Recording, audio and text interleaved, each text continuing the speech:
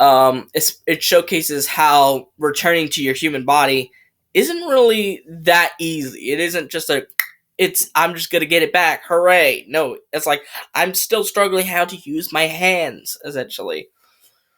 And he's still struggling on how to use the earth punch, essentially. And shockingly, I am not going to actually change Lloyd's master arc, because as someone who did take martial arts, I know exactly the struggles Lloyd faces as becoming a leader. Because there are some people that just don't want to listen to you, essentially, because they feel that, they want to be silly, they want to be like a children, or they just don't listen to you because they think what they're doing is right. I had a similar experience where, I had to discipline young children because they weren't behaving. I saw them, I was like, you, stop that. Like that. So I completely understand what Lloyd is facing, but I don't really agree with, the attack's way of portraying that, because he made a bunch of bad decisions. Now, bad decisions obviously were going to happen. And while I was okay with it at first, then they kind of overdid it in the attack. They just kind of overdid it to the point where it's like, okay, now you're just making Lloyd stupid at this point, essentially. So I definitely would change that aspect of the Master Arc, but for the most part, I would change it. And as for the continuation of the Master Arc, that's for season 8 onwards. As for Nia, I actually really liked her whole letting go of Samurai X. I thought that was really good. It was awkward a few times, but overall, in the end, it actually worked. Now, a lot of people have been getting more criticism of Kai's arc, because a lot of people describe it as just him staring into a helmet, essentially. And I'd say, well, that's the fucking point. Like, it's kind of like you remember something and you know what it is, but you kind of don't. It's like, remember the phrase, it's on the tip of your tongue? That's kind of what it is. Kai knows it exists, but he just can't quite remember where the symbol is. He just can't quite remember. But he knows he's seen it. He just can't quite remember where. And yeah, maybe the arc was a little bit longer than it should have, but I do think it had a good resolution at the end. And a lot of people actually don't like that Rei and Maya weren't traitors. I don't really get why people thought they were traitors in the first place, all because Crux said that, and yet these are the people that say, oh, how did Kai fall for Crux's mind games? Well, you fell for it too, you idiots. You idiots. That's the whole point.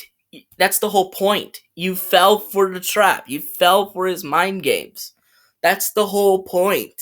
He's supposed to get into your head.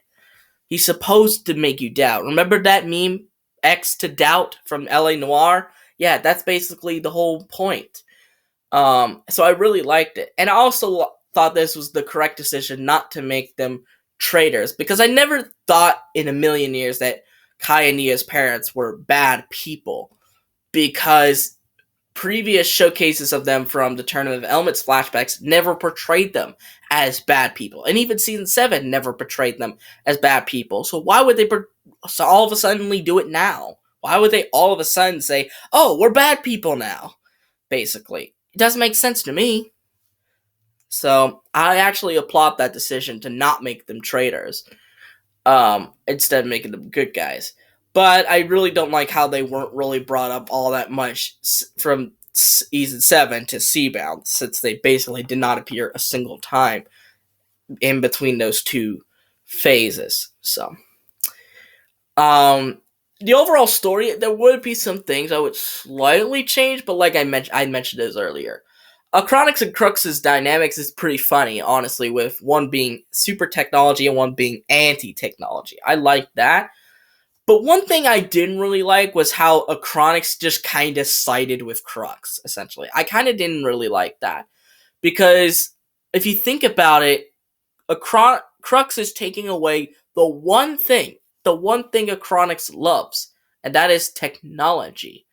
So it wouldn't make sense for him just to side with his brother just because. I would have actually made Chronix a good guy and an ally to the ninja, and make Crux the true main villain of Season 7. Um, but starting from like the eighth episode of the season, it's pretty much good from that point onwards. It's pretty much good. There's stuff that I very little change at that point. There's stuff that I not really want to change at that point. So yeah, for the most part, I would just change some types of the episodes, maybe the animation a bit, get rid of some of the unnecessary crap, and just add in a little bit more twists and turns into it. Now let's go over the LEGO Ninjago movie. This is the installment that basically changed everything about what we knew about Ninjago. It wasn't supposed to be like the movie. Not the movie, the TV show. It wasn't supposed to be. It was supposed to be just a brand new thing. But a lot of people didn't like it that it wasn't connected. So I guess we'll just make it connected then. We'll make it connected. And it could probably be like, the actual finale of the Time Twins arc. Because if they truly wanted to start anew, if they really wanted to start anew with, the changes and whatnot, bringing Garmadon back, basically resolve this arc before you do this, essentially. And I think the movie should have been dedicated to the actual Tide Twins, and basically be an epic final battle with the Time Twins with the ninja coming out on top. Or, well, in my version, it would be an epic final battle with Crux, since Chronix would be a good guy now. So, but unless I would want to kill off a Chronix, which I could, but I could not. Depends on how I feel. Sometimes I may feel that I want him to stay a good guy forever, but sometimes I feel like he'll do something like he'll sacrifice himself along with his brother, and they just both die, essentially. So that's what I was thinking. That would be like sort of an epic final battle. But that's what I would change with if the movie. But if we're going to stay with what the movie actually was, if we're going to stay with what it was, then I want at least more screen time for the other ninja. As much as I love Lloyd in the movie, I really think that the other characters definitely deserve some screen time. Because Lloyd focused installments, tend to be over-focused. They over-focus on Lloyd so much to an extent that it pretty much just drowns out every other character. So you don't want to make it too Lloyd heavy. You could make it Lloyd focused, but don't make it so much that he's like, oh, he's basically developing, but the other ninja do not. I wouldn't change the dynamic between Lloyd and Garmadon, since it was really well done in the movie. And maybe added some cameos from the original voice actors of the show. Maybe even if they have to play a minor role, like some random pedestrian or something. Because a lot of people actually wanted the old voice actors in the movie, So, I would added some, not all of them, obviously, because I don't personally mind, the new actors like Michael Pena, Zach Jones. What was it? It was Zach something. I can't remember his name. Dave Franco, Jackie Chan. Jackie Chan needs to be in this series, honestly. And Justin Theroux. I like that they were in there, but why can't you add some names like Michael Adamthwaite to him? Because Michael Adamthwaite has performed in blockbuster movies. He was in Planet of the Apes, people. You could add him. You could have added, Kirby when he was alive. Because he was still alive at the time. You could have added Vincent Tong, Brett Miller, Jillian Michaels.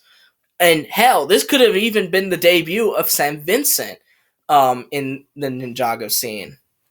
Instead of some random 4D short like Masters of the Fourth Dimension. So honestly, my vision of the movie, if I were to could change it entirely, it'd be solely based on, it would basically the climactic final battle of season 7. But if I couldn't change the actual movie itself, I would basically just make it not Lloyd heavy and just, give the other characters some screen time, and maybe added some of the voice actors from the TV show into the movie, even if they had to play minor roles. But that is going to be it for today's episode of How I Improve Every Ninjago Installment. So far we've ventured over halfway through it. So it looks like we may be over with in a matter of months. Maybe sometime next year we could actually finish this entire little miniseries. But what do you guys think? How would you guys would improve Day of the Departed, Hands of Time, and the LEGO Ninjago Movie? Let me know in the comments down below. But anyways, hope you guys like this video. Give that thumbs up, subscribe to the channel by clicking the red subscribe button, and click on the notification bell to see every video that I will upload. And I'll see you folks in the next video. Bye bye!